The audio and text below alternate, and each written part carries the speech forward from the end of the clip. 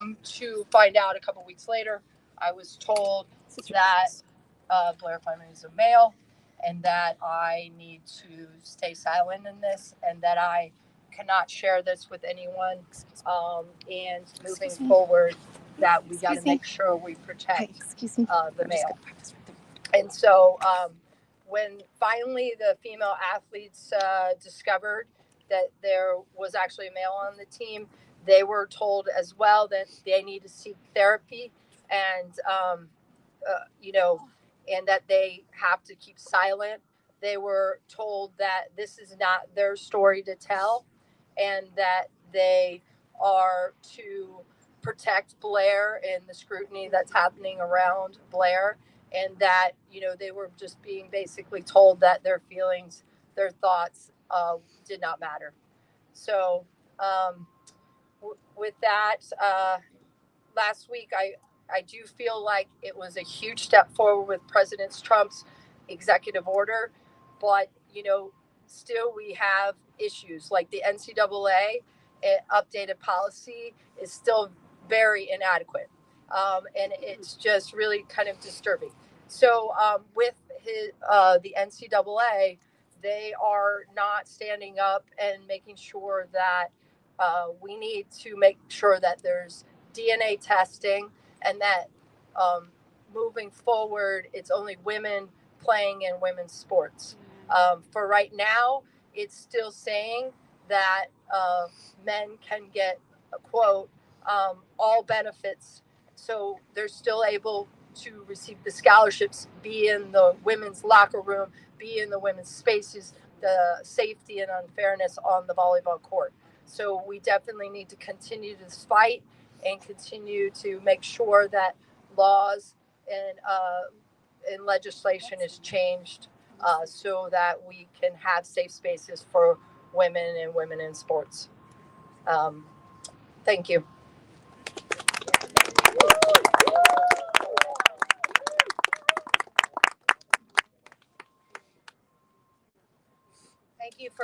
Thank you for that, Melissa.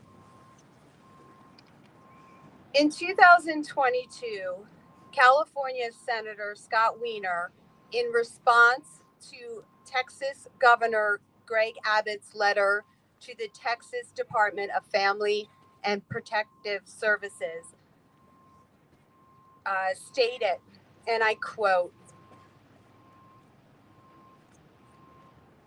well, first, let me say what the governor did. What the governor did is he wrote a letter saying that it is child abuse for parents to submit their children to gender affirmative interventions, using their euphemism. What Scott Wiener said in 2022 is, "This is terrifying.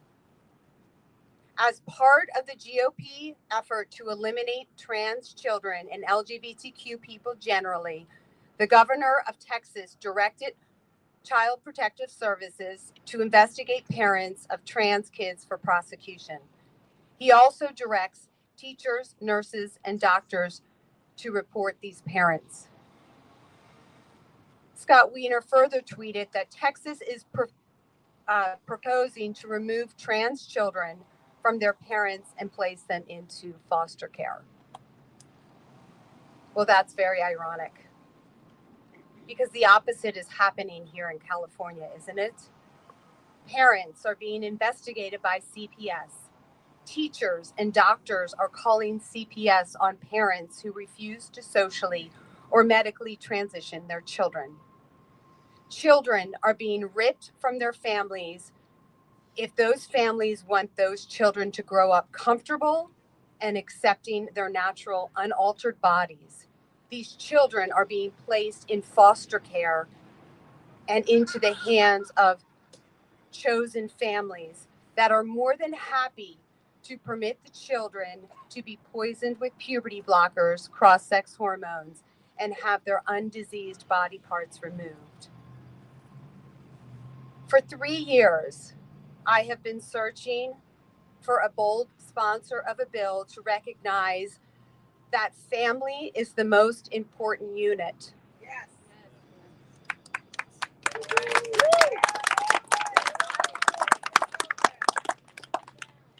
And then Assembly Member Leticia Castillo was elected. I cannot express my gratitude enough towards her, so please welcome Member Castillo.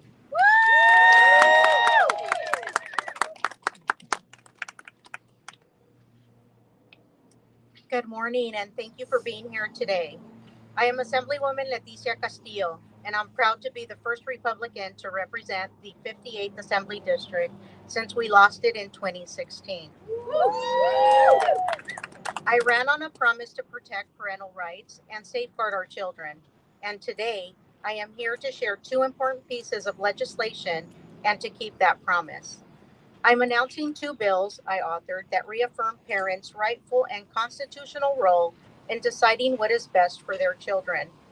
California must return to being a state where parents feel safe to raise their families and instill their values without fear of government interference. Yes. After all, parents are the primary educators of their children, and children belong to their parents, not the state. Yes.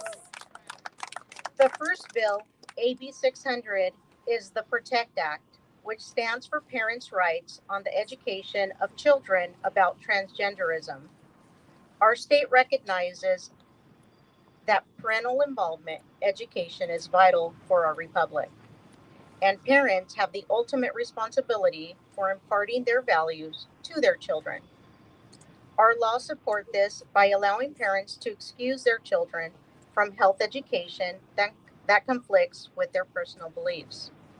Today, the concept of transgenderism has infiltrated not just health classes, but nearly every subject in schools.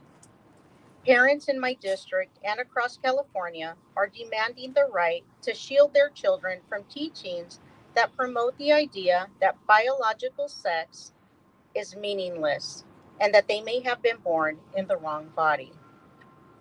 As a mental health provider, I have witnessed the alarming trend of vulnerable kids, those struggling with depression, anxiety, ADHD, and other challenges as they adopt transgender identities. As they struggle with the changes their bodies go through during puberty, they are being led to believe that their natural feelings of discomfort can be explained away by a transgender identity, which is not true. The statistics are staggering. In just 5 years leading to 2021, the number of children ages 6 to 17 identifying as transgender has increased threefold. More recently, the Manhattan Institute reported a shocking 100-fold increase in gender dysphoria diagnoses in the United States. These diagnoses often lead to medical treatments that include puberty blockers, cross-sex hormones, and body-altering surgeries that are irreversible and require the child to be under medical care for the rest of their lives. In California, nearly 2% of young people ages 13 to 17 identify as transgender, a troubling statistic that raises serious concerns about the curriculum being taught in our schools today. Parents of all backgrounds, regardless of race, religion, or political affiliation, want the choice to determine whether their children are exposed to discussions about transgenderism and medical interventions that will permanently impact their lives.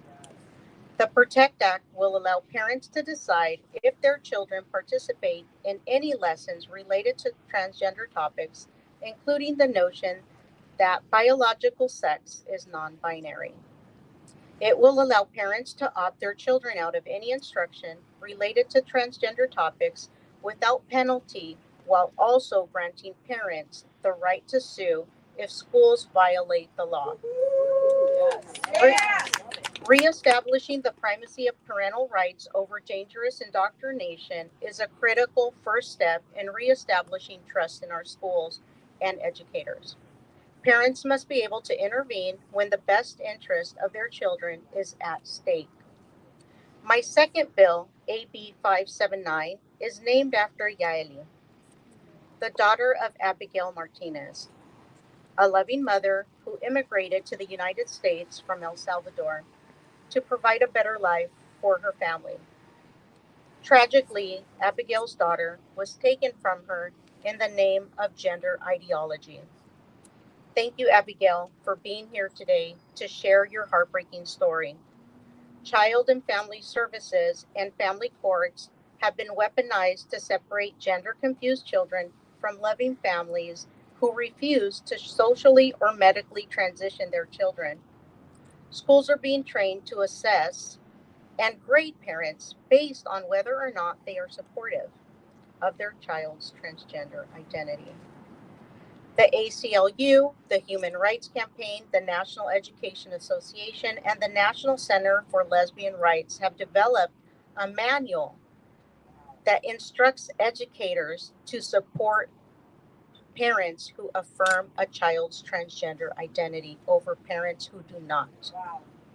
AB 579, known as Yaeli's Law, aims to end this practice.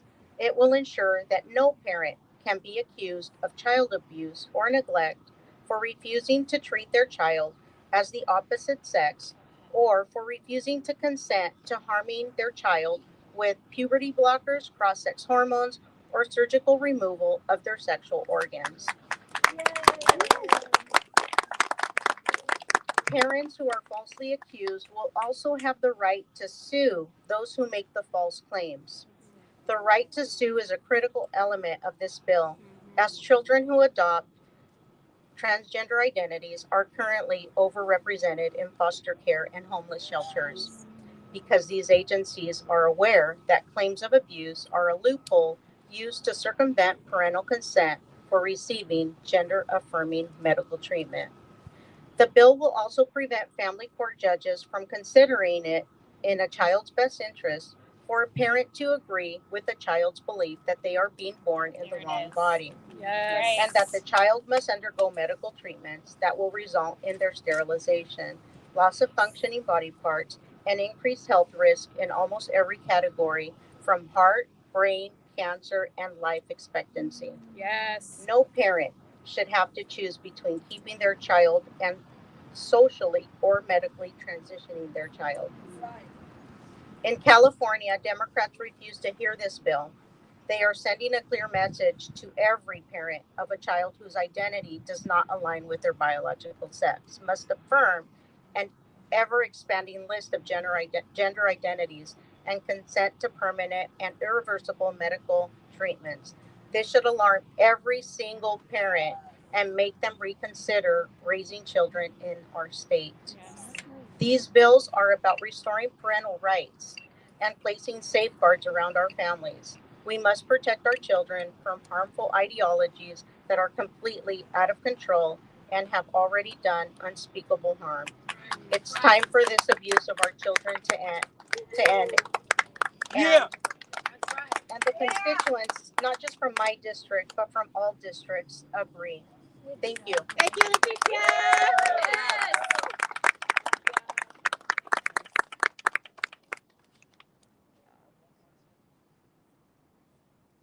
In 2020, when I began researching about the transgender movement, I stumbled upon Abigail Martinez's story. I cried uncontrollably because everything in her story mirrored mine, except I thwarted CPS, likely because of my lawyer credentials. Abby's story would have had a very different outcome if California did not punish parents for not believing in the fiction of a transgender child. No child is transgender. No child has been born in the wrong body. No human can change sex. And no child should ever be taken from a family who believes in biological sex. That's right.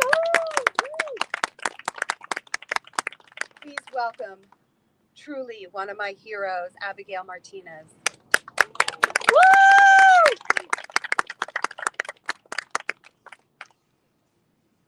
Good morning, everyone. My name is Abigail Martinez. I want to thank Assemblywoman Castillo. Thank you very much from the bottom of my heart. I'm so honored that you have named a bill after my sweet daughter, Jamie. Gracias, Asambleísta Castillo, de todo corazón. On September 4th, 2019, my beautiful daughter, Jaylee, at the age of 19, knelt in front of an incoming train, leaving her brother, sisters, and me forever. This terrible tragedy could have been prevented if I should never have, if it should never have happened. That the Department of Children and Family Service, the California Dependency Court, Arcadia High School, and the LGBTQ group Rise nonprofit are responsible for her senseless death. They can go on without another thought about Yale, but I will always feel the emptiness in my heart. That this group of people might as well have pushed her themselves. They put gender ideology above everything else when they took her away from my loving family. Jaylee began to feel very sad during her teenage year, which is normal. Sometimes they go through a lot.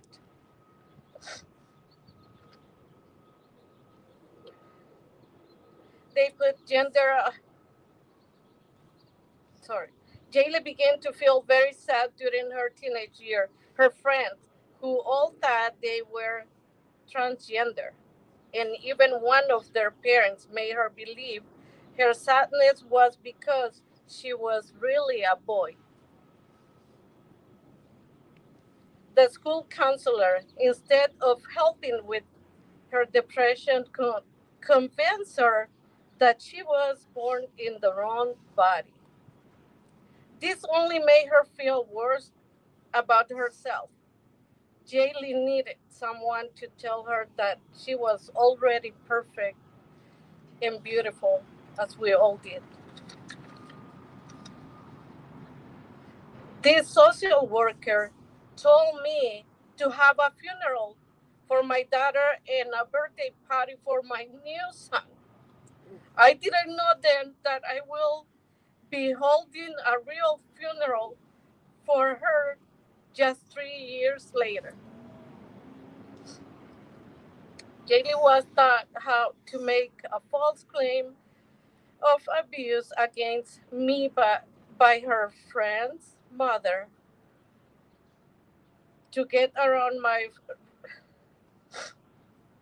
to get around my refusal to consent to her taking testosterone. First, she said I physical abused her, but I was found not guilty.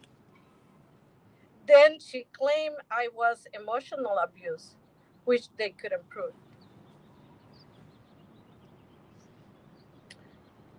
Because I will not call her by different male name or use or different pronouns or male pronouns.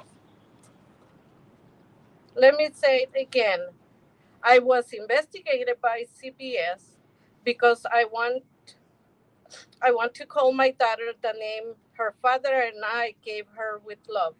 I was investigated because I will not treat my daughter as if she were a boy. I begged the judge and CPS to return her to me. I asked them to give her the mental help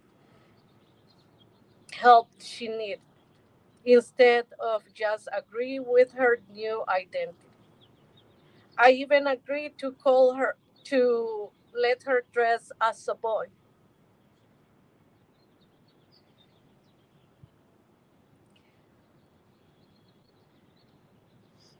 and just to keep her with me. But no one cares They had their own plans. It was in their own agenda. My daughter just was a number to them. I had no chance. Rise, the LGBTQ nonprofit with almost 200 millions in assessed possible, founded by our tax dollars, want my daughter. Rise stands for recognize, intervene, support, and empower. To me, intervene means breaking up families. On their website, they say they target kids from 5 to 17 years old, supporting chosen families by moving children away from parents who don't believe their child was born in the wrong body. CPS eventually decided I wasn't abusive, but it didn't matter anymore. It took them 3 years, and during those years, I could only see Jaylee for 1 hour per week under supervision with their women that if I talk about, it was a warning, if I talk about the identity or the gender, I will never see her again. In those 3 years, Yaeli slept on floors, moved from place to place, and struggled to have enough to eat. She lived in poverty. During those years, the judge allowed her to start testosterone against my wishes because I was the only one who disagreed with it.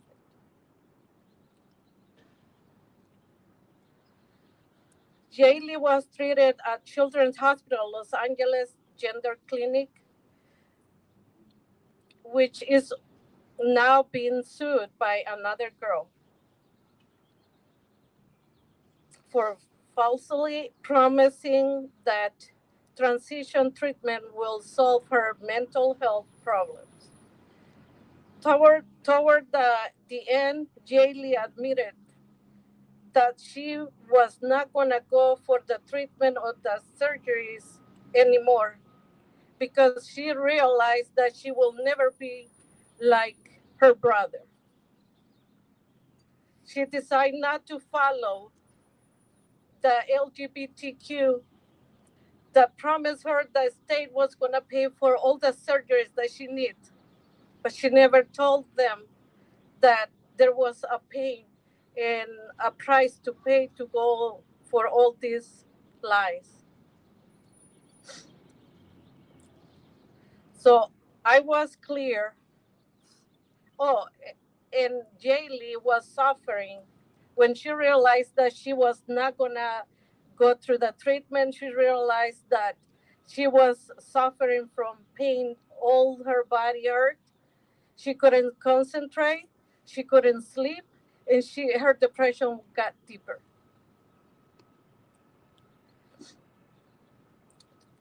I was clear for emotional abuse after 3 years, but it was too late. The damage was already done. My daughter was gone by then.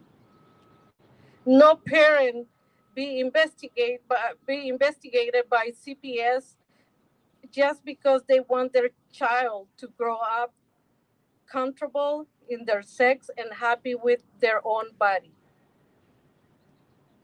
No queremos que esto ocurra a todos los padres y madres que le quiten el derecho a los padres de educarlos y de apoyarlos con la necesidad que ellos tienen y que no los llenen de mentiras, haciéndoles creer que la transición es lo que va a cubrir el género. Todo eso es mentira. Gracias, señora Castillo.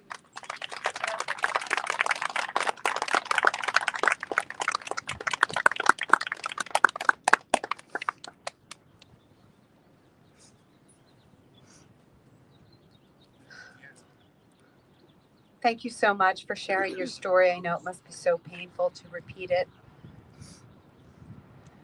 And your bravery is beyond words. We all have heard by now the tired and deceitful trope, would you rather have a dead daughter or a live son? But here in California, there is a second Sophie's choice. Agree to turn your child into a lifelong medical patient or lose custody. Next, we will hear from Adam Vina, who lives the nightmare caused by a judicial system that is trained by the trans mafia to favor the parent who foists a gender identity even on a baby, instead of the parent who accepts the authentic child. This is what the Democrats and parents in power do to rational parents. They are bent on destroying children's futures. Adam, will you please come up?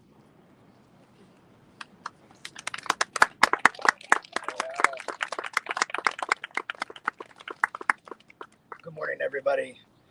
Like Aaron Friday said, my name is Adam Vina. I'm a part of Mom and Dad Army and also Our Duty. I want to express my deepest gratitude for both of the assembly members for advocating for parents like me. I sometimes feel hopeless, but knowing that you are trying to pass laws that protect against tearing parents apart from their children over transgenderism helps me get through the day.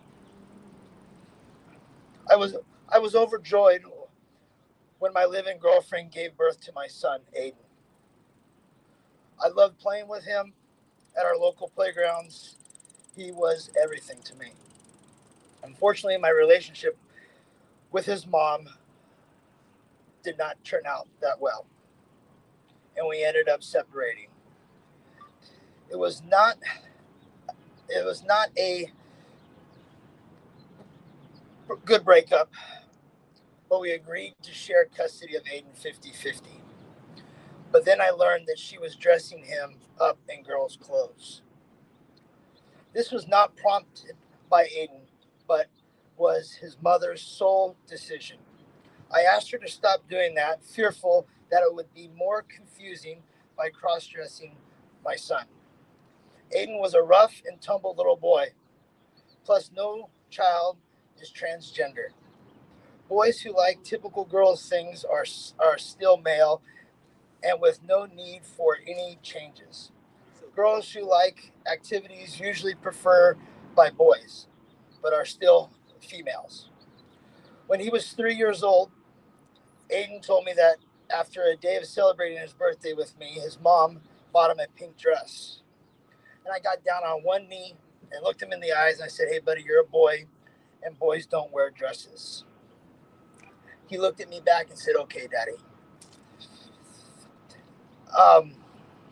And I couldn't understand why my ex wanted to treat him like a girl, why she wanted to confuse my son. So in a fear of panic, I did not know how to handle the situation with my ex, so I sent her 47 consecutive text messages pleading with her to stop dressing Aiden in girls' clothes, that boys should not be given pink dresses as birthday presents.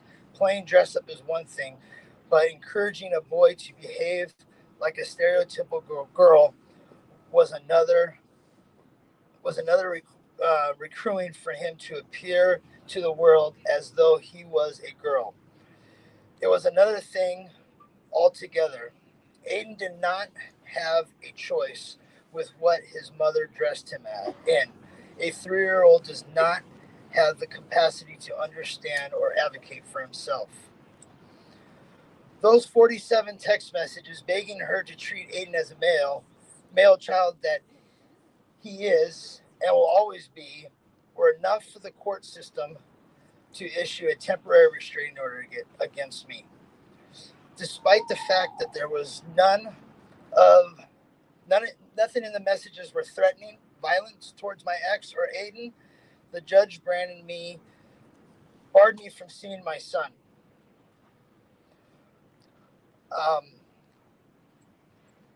Sorry, guys. Got it, Adam. I don't even know where I'm at now. The judge must have been trained by the gender ideologues that teach family courts that parents who believe in biological reality are abusers. The temporary restraining order lasted 3 years, and another judge granted a 5-year restraining order on me.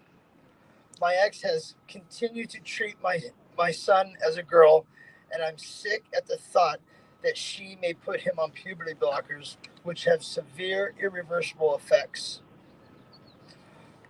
How is it that a parent who wants his son to grow up comfortable in his unaltered body is the one who has no rights to be in that child's life? It's just backwards. It makes no sense at all. I am not sure if or when I finally get to be a part of Aiden's life again.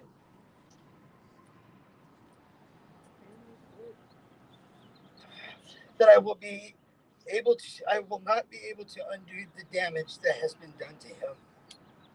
But I will never stop fighting for him. I will never stop fighting for other families and parents who are also losing custody and contact with their children for refusing to socially or medically transition their child. I really can't believe that those parents who are willing to poison their children, sterilize them, and confuse them are the good parents. And the parents who want their children to develop naturally are deemed the abusers.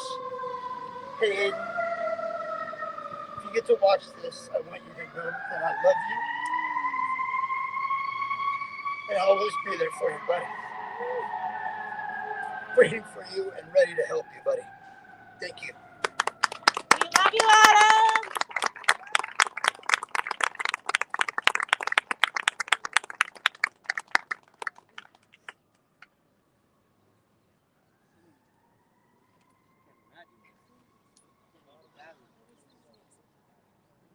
This is real life.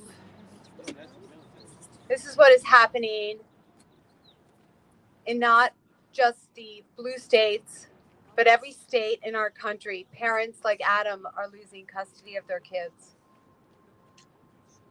because of gender ideology.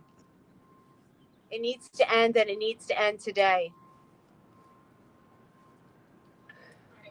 Is this done on purpose? Someday, there will be a statue in honor of our next speaker, Jamie Reed. Woo! Woo! Sorry, Jamie, it's true. Jamie is an unexpected hero. Her revelations about pediatric gender clinics needs to be read by every lawmaker before they consider these bills. Jamie calls California the Death Star, and she isn't wrong. Every bill that propagates the idea of transgender children and people has its genesis here in California. So please give a welcome to Jamie Reed.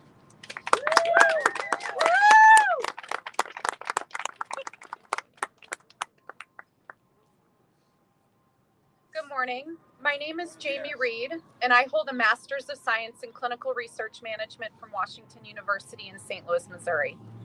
I am a lifelong Democrat. I am a mom of 5 boys, 3 of which I adopted out of our foster care system, and I'm a lesbian. I am also the public whistleblower from the Pediatric Gender Center in St. Louis, Missouri. I saw patients from the age of 3 until the age of 26, and I worked with nearly 1,500 unique patients. I worked in pediatric gender medicine for nearly 5 years, and I was once a true believer. I once trained the judges, Adam, that worked in your case. I once trained those caseworkers that would come to your home and take your children away. What I learned is that these interventions are based on poor research with poor evidence and poor outcomes. In the center where I worked, I directly saw patients who were being harmed by these so-called medical interventions. I saw patients whose mental health got worse after being started on puberty blockers and cross-sex hormones. I had a patient who had their breasts surgically removed and called us within 3 months begging for us to put her breasts back on. The last I heard is that she is now a detransitioner, pregnant, and was unable to ever consider breastfeeding her children. I sent minor patients into emergency surgery after the devastation of testosterone had degraded their vaginal tissue so much that they experienced vaginal lacerations requiring surgical repair after their first sexual experiences. I blew the whistle on these interventions in Missouri, filed an affidavit with our Attorney General, and within 3 months, these interventions were stopped in my state. This all started in the Netherlands when a small group of clinicians came up with this terrible idea to transition kids. They were seeking the children that they would believe would go on to have this lifetime of trouble with their sex and intervene with them when they were young. Why did they do this? Because all of the transsexual adults that they were working at were not doing well. When they completed the first study, 68 out of 70 of those children were same-sex attracted, and one of those children died as a result of this initial intervention. This was a medical experiment that should never have been reproduced anywhere else in the world. They transitioned these kids not because they had any certainty that they would go on to have lifetime troubles, but because our society has a long discomfort with the way gays and lesbians live our bodies and our sex lives. We were expendable. We were okay to be experimented on. We were okay to have our endocrine systems destroyed with wrong sex hormones. We were okay to have our fertility taken away. And we were okay to have our sexual function ripped away. When we caught wind of this idea here in America, we cast this huge net across this country in every state, and we pulled in whatever kid we could catch. I travel here to California to tell you that your state is the worst in the nation. What you do has consequences across our entire nation. We in Missouri have fought back against your extremism, but we need your leadership. We need you to stop. Stop this homophobic disaster. Stop weaponizing our child protective services to destroy good families, and stop pretending like this is medical care. We need you to be the beacon, to lead the way, to bring health care back to our children and sanity back to our country. Thank you.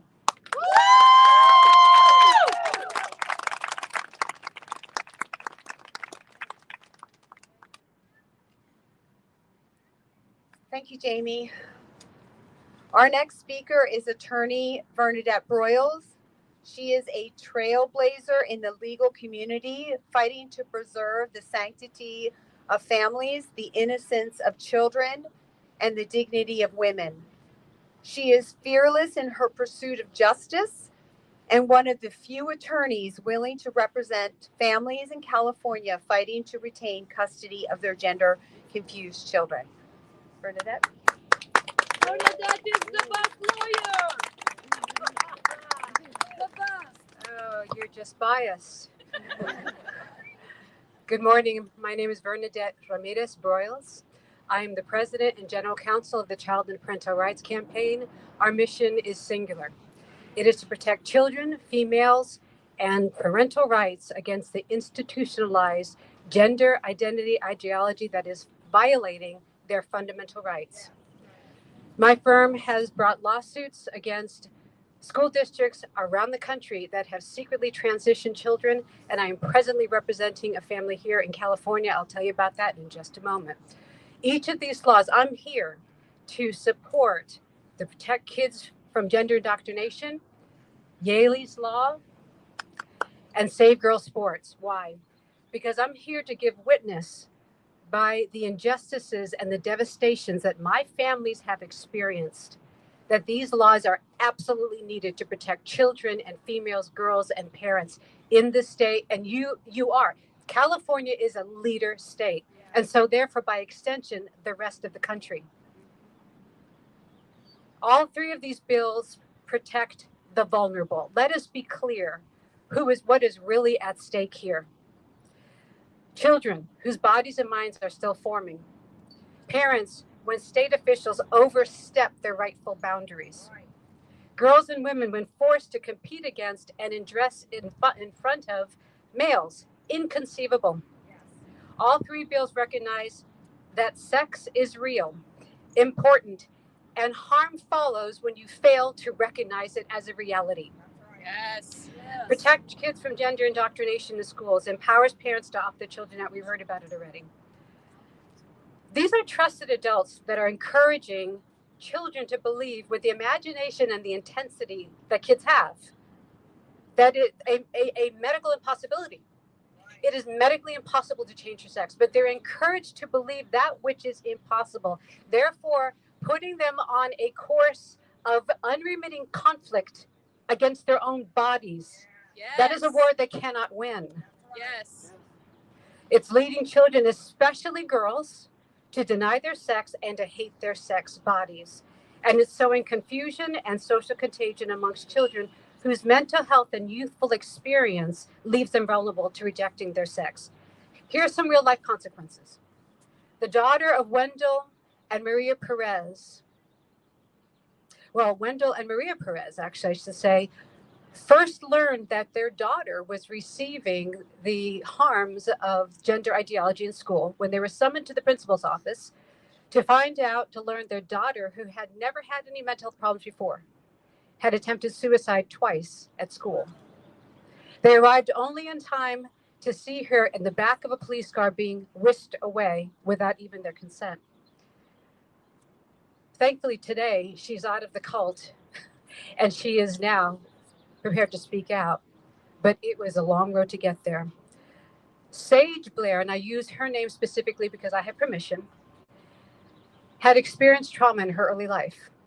And so when she hit puberty, she began to receive, again, gender indoctrination at school. They allowed her to use the boys' bathroom. She's a diminutive, tiny little girl. And in the boys' bathroom, she was sexually assaulted.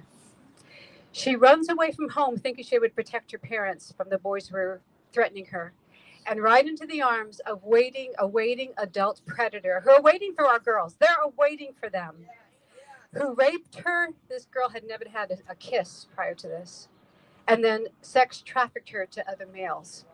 When she was found, if that's not bad enough, when she was found by the Baltimore police, she was not returned to her parents. She was placed in the system because they had deemed that their parents were not sufficiently supportive of her because they refused to use her preferred name and male pronouns. And so the system placed her into a facility for troubled boys who knew what sex she was and sexually assaulted her.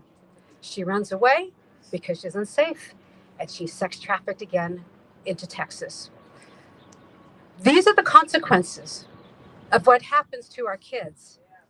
I want to talk about Yaley's Law real quick. That's why we need to protect kids against gender indoctrination, but Yaley's Law. I won't go into it because you already know what it says. It should not be necessary, quite frankly. But right now, the California Department of Children and Family Services is removing custody of gender-confused children from parents who believe it is best to raise their child as their biological sex. How do I know this? Because I am currently representing a family here in California whose child was removed because the parents were not deemed supportive of their child's sex denial. These are fit and loving parents. These are parents who came here from another country for a better life. And in their country, they believe mankind is made male and female. Go figure. They were reported by the very mental health professional that they had turned to for help. I have witnessed the living agony of these parents, like having surgery without anesthesia, as they go month after month, week after week, deprived of their child that they had done everything for. These bills protect the fundamental right of parents to direct the upbringing, the care, and the education of their children that's found in the 14th Amendment of the United States Constitution. Don't tell me that California, the law of California is subordinated to the United States Constitution. The decisions of the Supreme Court of the United States go back 100 years, recognizing that children are not the mere creatures of the state. They recognize that parents must be the supreme authority and protection of their children, because no one loves a child like their parents or understands a child like their parents. And when that authority and protection is diminished, let me tell you something, bad things happen to children. The last thing I want to mention that about Safe Girl Sports, we know what that will do. I currently, right now, represent a little girl that was sexually assaulted in the bathroom because a gender fluid boy was allowed to follow her in there and be there. Her life will never be the same. And I now have the privilege of representing yet another courageous woman. The former coach of San Jose State University's women's volleyball team, Melissa Batie-Smoose. We already heard from her today. Melissa had moved her, yes, she deserves it. Absolutely. Melissa had moved her entire family across the country to accept this honor. And when Melissa was informed that a male appropriating a female identity would be allowed on the team using the same facilities as the female athletes, she was forced to conceal this from her athletes and from their parents. Melissa was the only woman on staff. So there was a trust there. And you can imagine how hard this was. Melissa was suspended and her contract inexplicably not renewed after filing a Title IX complaint on behalf of her female athletes who had shared with her their concerns that they would be injured by this male athlete on the team. Melissa observed these injuries. It wasn't hearsay. That they would be forced to undress in front of a male against their will. That is a sexual assault in my book. That they'd be forced to room alone with a male. We're exploring Melissa's legal options, and they are quite a few.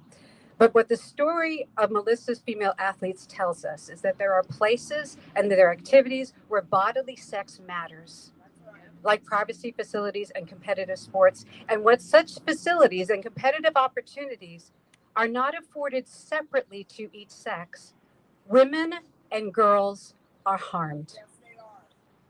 Pure and simple. So, protect kids from gender indoctrination. Yale's law, Save Girls Sports deserve to be heard and debated in this assembly and to be passed. Thank you.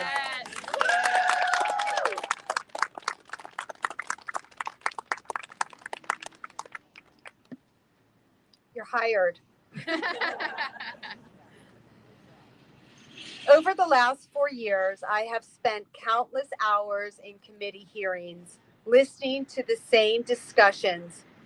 Lived experiences is often a repeated phrase, as is the LGBTQ's caucus chorus stating that those of us who are trying to protect gender confused children, they say to us that we deny trans kids' very existence, that they are marginalized.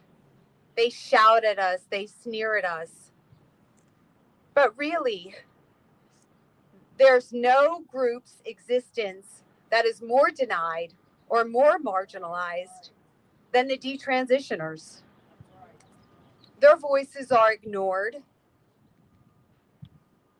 but no one can possibly ignore our next guest voice, Chloe Cole, who will not stop speaking the truth everywhere and anywhere, to anyone, to a group of 500, to a group of 10. So please welcome the unflappable, amazing Chloe Cole.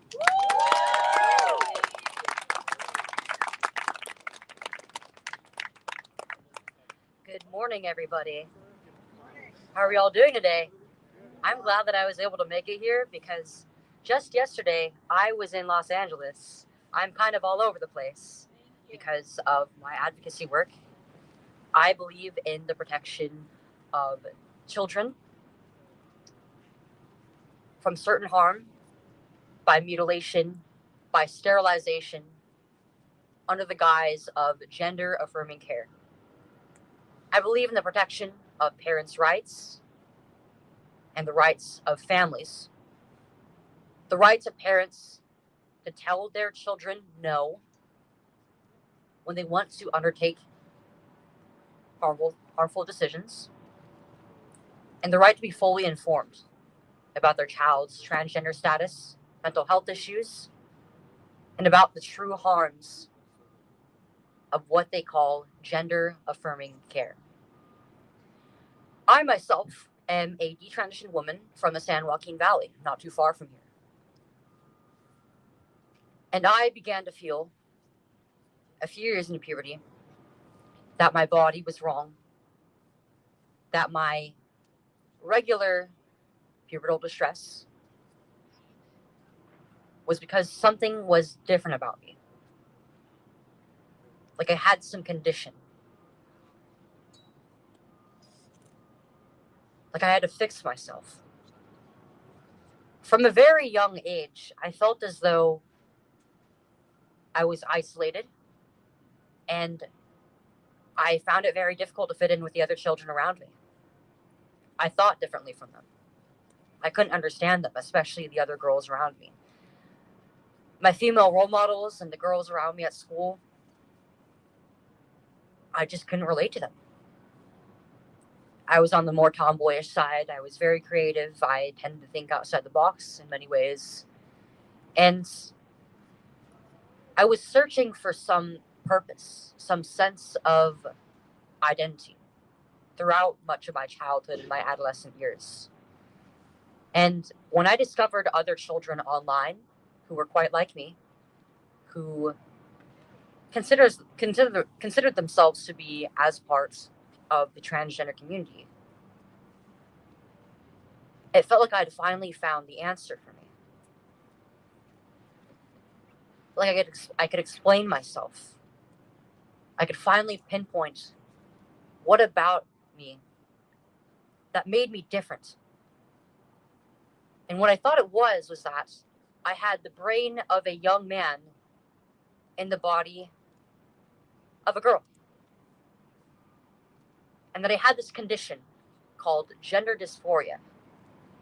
I was transgender, and the only treatment for me was to go through the process of socially and medically transitioning. So I began at the age of 12 to call myself a young man by the name of Leo. And I told my mother and father about these feelings. They didn't really know exactly how to respond to any of this. I'm the youngest of 5 kids, but they never really had to deal with this with any of my older siblings. They could sense that I was going through a normal search for my identity and myself as a preteen. That perhaps as a tomboy, I was going through a phase of sorts. But they couldn't quite pinpoint where exactly these feelings stemmed from for me. And thought that perhaps they weren't fully equipped to really deal with this, because maybe it was a deeper psychological problem. And that they were not wrong about. They decided that they would do some research online, all of which pointed them in the direction of either affirmation or immediate medical attention.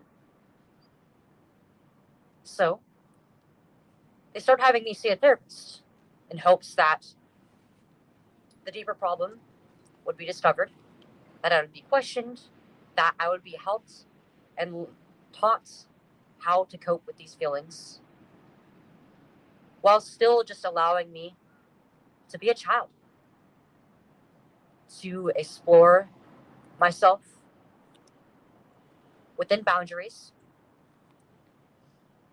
and to just grow up, to go through puberty, to be given the chance to maybe come back out of this, and if not, perhaps decide to go into this as a fully grown adult. But we weren't given that option. My family wasn't given that option. Mom and Dad were told that this was the only choice available for us. They asked, why? Why does she want this so badly? Why does she want to undertake medical procedures when she's still only a child? Why is this a necessity for her? And they were told that it would be life or death for me by these doctors. The therapist started talking about the high rates of suicidal ideation within the transgender community. And it's a common tactic for these clinicians and counselors to then tell parents that it's because of a lack of acceptance in their transgender identity, because of bullying or harassment, because they're not allowed medical intervention to change themselves on the outside. And they didn't just say this once. They repeated this lie to my mom and dad dozens of times. And when you're a mother or a father, the last thing that you want to be told by your child's clinicians, no less, is that your child is going to die without treatment. And because that they weren't given any other resources, any alternatives, they believed this. And they said yes, they signed off on my treatment because they were told that my life could be on the line. And so from 13 to 16 years old, I underwent the process of a medical gender transition, first starting with a drug called Lupron, which has been the subject of several lawsuits for other purposes.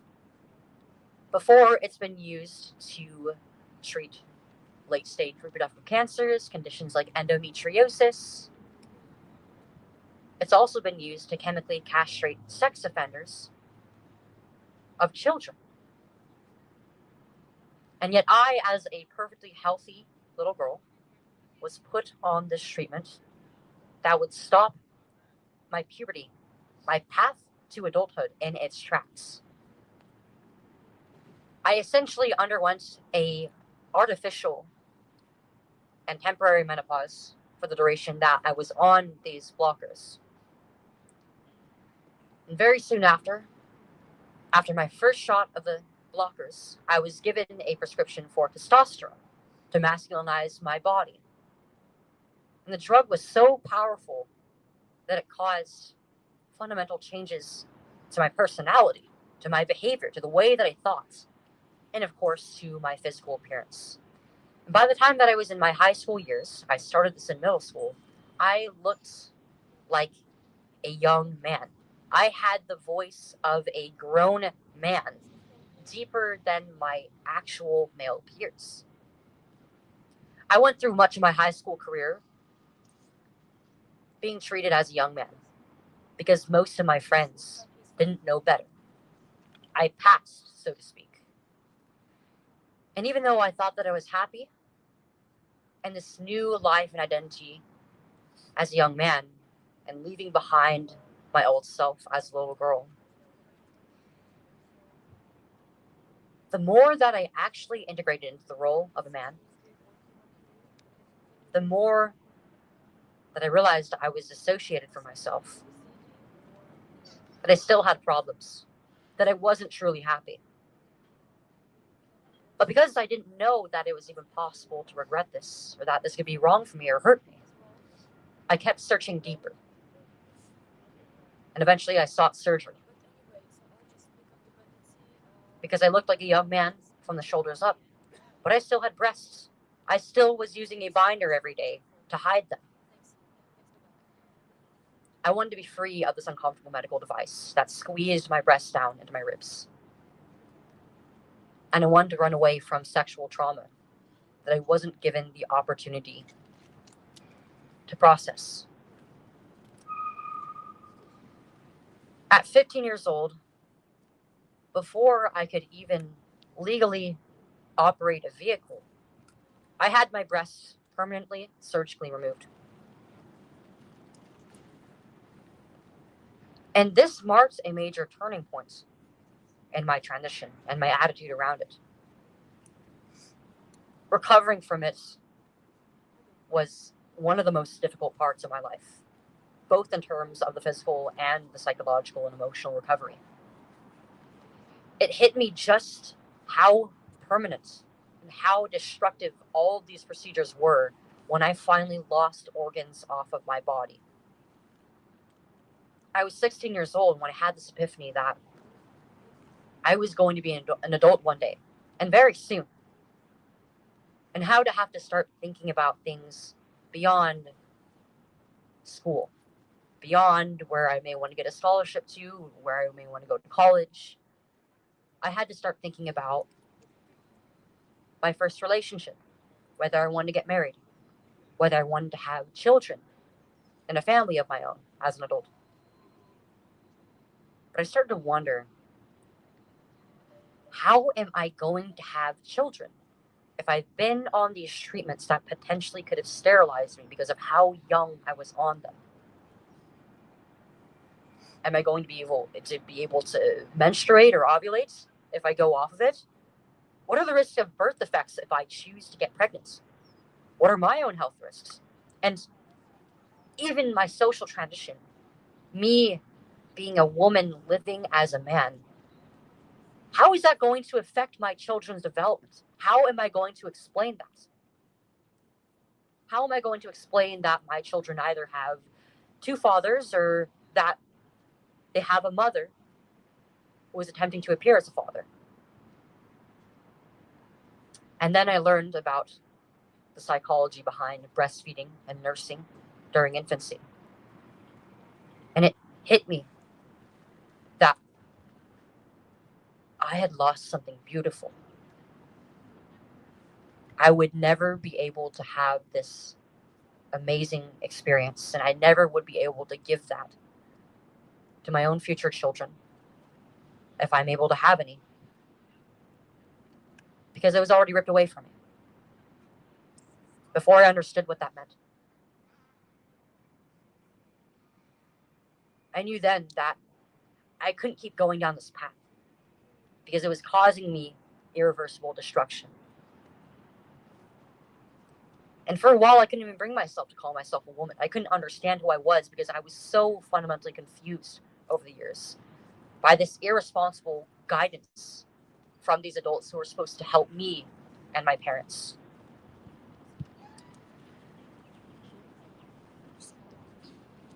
But I pushed through in my detransition. And even though it wasn't easy, even though I had no guidance medically, psychologically from my doctors, even though I lost my support from the transgender community completely during this time, I managed to get through it. And my story wasn't just a tragedy. I could heal. I could be that happy, bubbly daughter that I used to be, in spite of everything that I had gone through.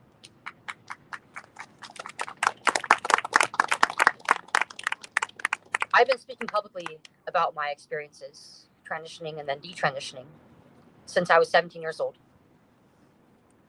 I'm now 20, and I've been all across the United States and abroad to tell my story, to give my testimony in various legislatures and communities, because this means everything to me. I want to use the pain that me and my parents and my family went through together to help save other families. To prevent history from repeating itself over and over again the way that it is now.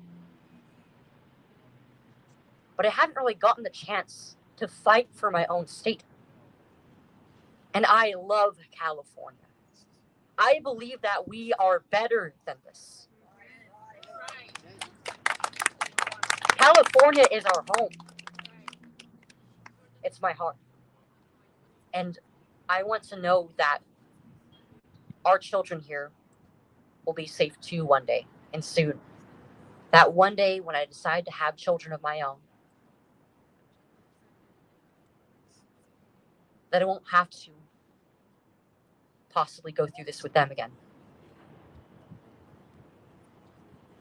Because this is not care. This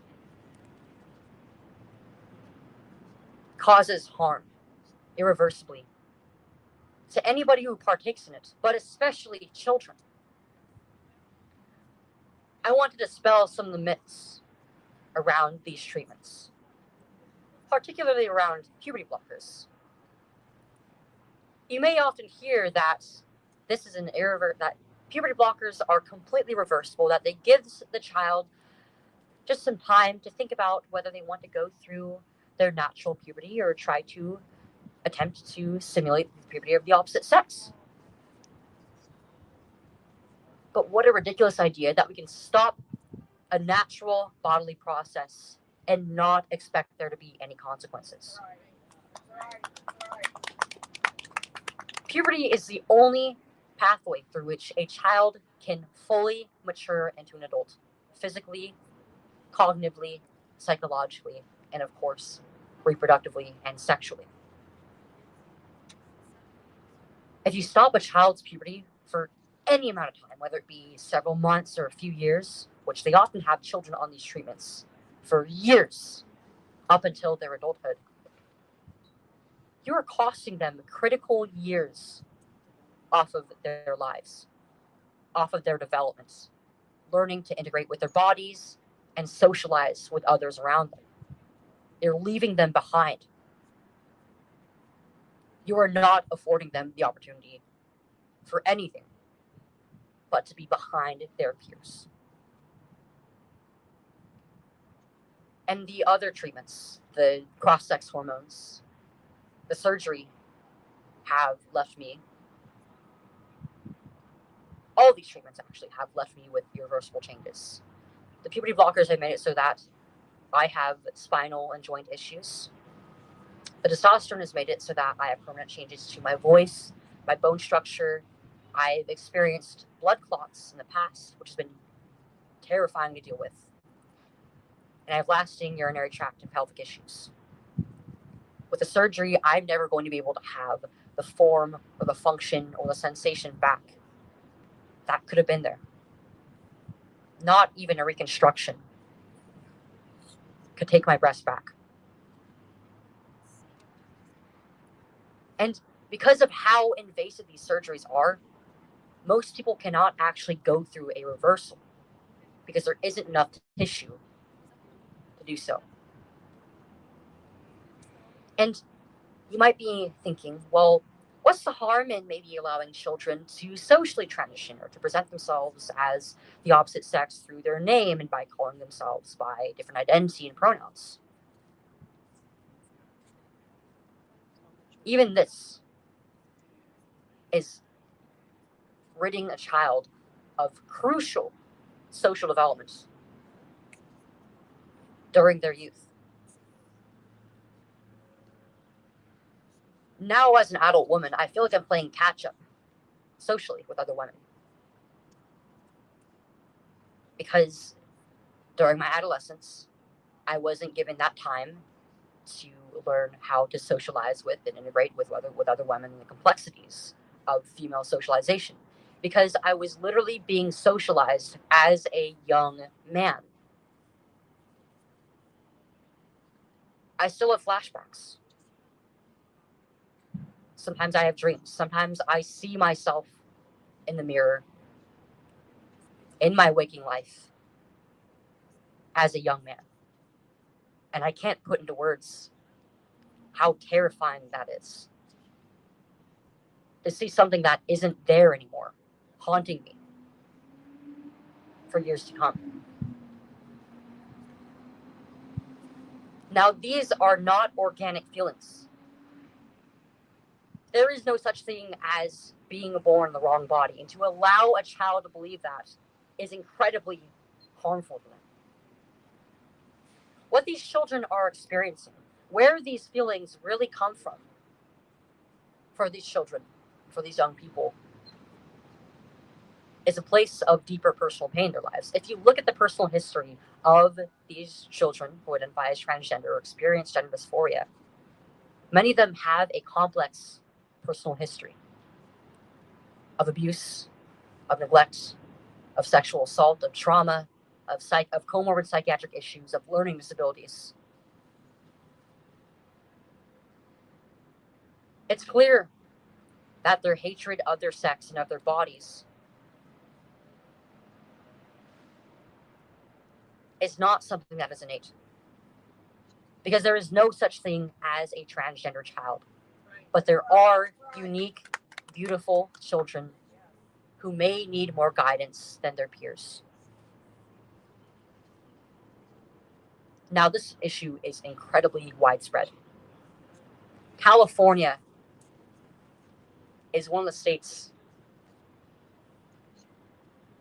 that is pushing hard in favor of this issue, ripping away children from their loving parents just because they told them that they love them and that they are beautiful as they are. There are even teachers going behind the backs of parents, telling their children that they can be the opposite sex, that the way that they are born is in fact wrong, and that they should change without the guidance of their parents who understand them best. But no adult has any more jurisdiction and responsibility over their children than their parents. That's right.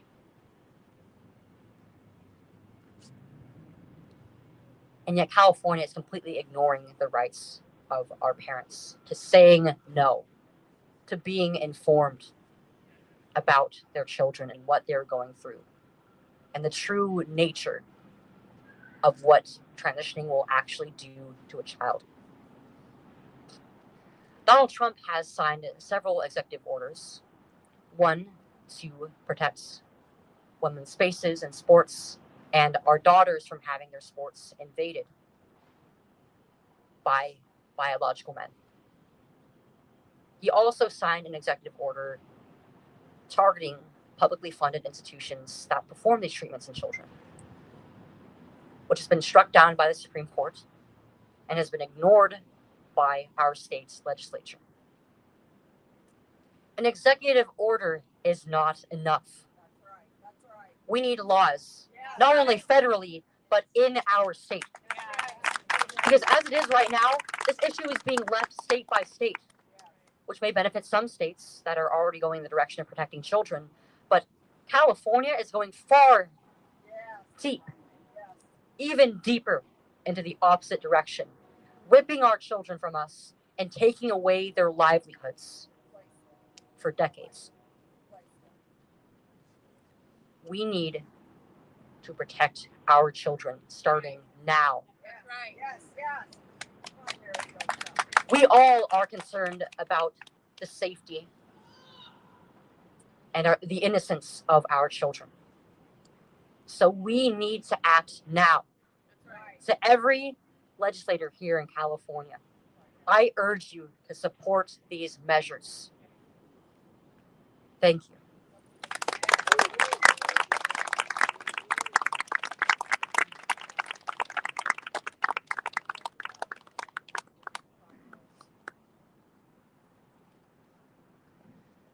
Thank you, Chloe. Thank you for being a truth teller. Okay, our last speaker, but not least, is Ariane Adams-Sakova. Ariane, like most of our speakers, hail from the left. the side that is supposed to blindly support the idea of transgender children and transgender medicine, but like me, reject these notions. Ariane has a front row seat watching as public schools shifted from places of learning to places of indoctrination and secrecy. Please welcome Ariane.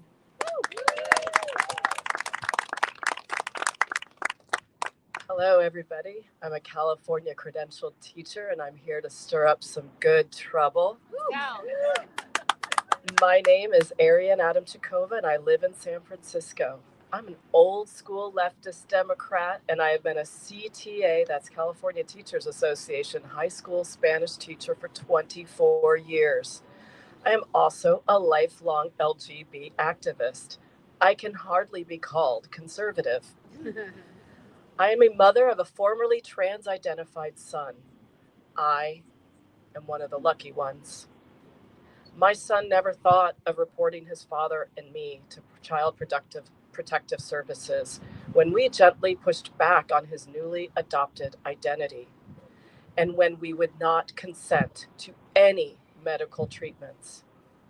I cannot imagine the state trying to take him from our loving family.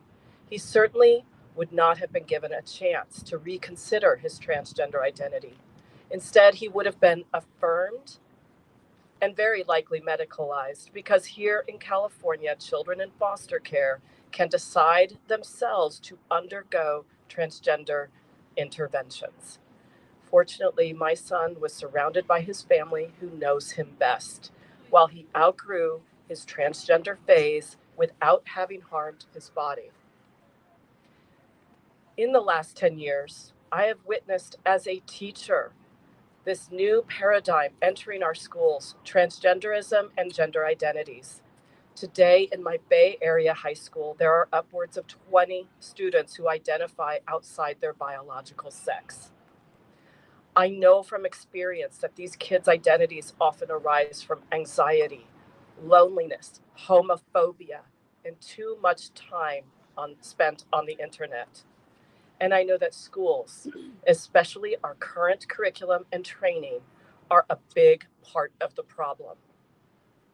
Starting as early as kindergarten, students are told that they have something called a gender identity.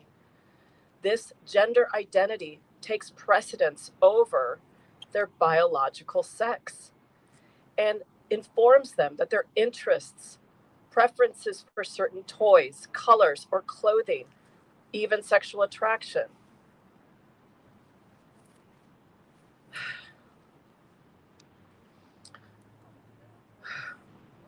children are told that they may be born in the wrong body. Such wording creates confusion and psychological trauma and is developmentally inappropriate for young people. It is a sexist, homophobic, simplistic, reductive, and harmful message. It is pseudoscience at its core. Gender roles and their pernicious and ugly gender stereotypes are cultural, but biological sex is immutable. Many educators are woefully ill-informed about what transition actually is. I wish they would hear from some of you here today about the lifelong psychological and medical consequences of social and medical transition, and about how the state-mandated curriculum and pronoun use can hurt many of our most vulnerable students. Consider, gender nonconforming students are told that if they play with dolls, they may be girls. If they play with cars and trucks, they may be boys. LGBT kids questioning their sexuality are told that same-sex attraction could mean that they are literally the opposite sex and straight. Students who have experienced sexual trauma or violence may conclude that they can escape their trauma by opting out of their biological reality. Students who are anxious about puberty itself, weren't we all? Are bombarded by an omnipresent social media market of body image and cosmetic changes. Asking students to choose pronouns yearly, monthly, or in some cases daily creates a perpetual state of anxiety around one's physical presentation and psychological makeup. Schools should be a place of science and truth.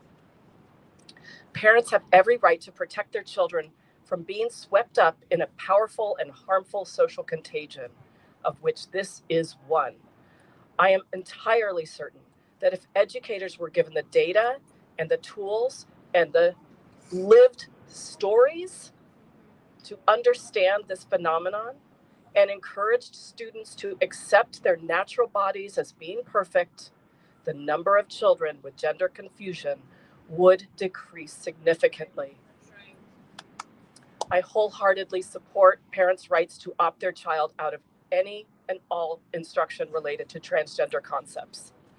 We watched our son struggle with mental health and spiral downward while he was absolutely convinced that his body was wrong and he was transgender. If the legislators care about children, really care, they must enact laws that will permit parents to opt their children out from learning and about a destructive belief system that only brings with it confusion and lifelong medical harm. Thank you. Thank you.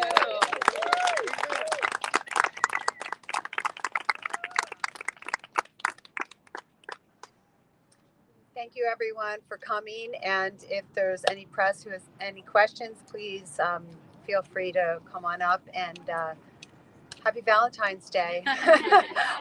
It's a sobering Friday, but we can change California. I wouldn't be fighting this hard for the last 5 years if I didn't think it was possible. Thank you. Thank you.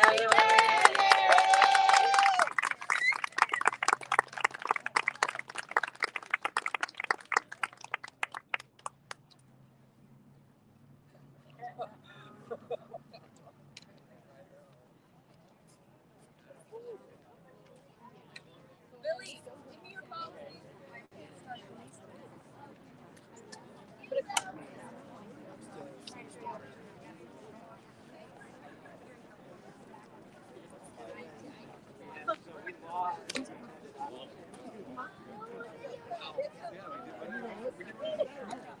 My shirt! They need to put it with the mom or bro. That's the thing.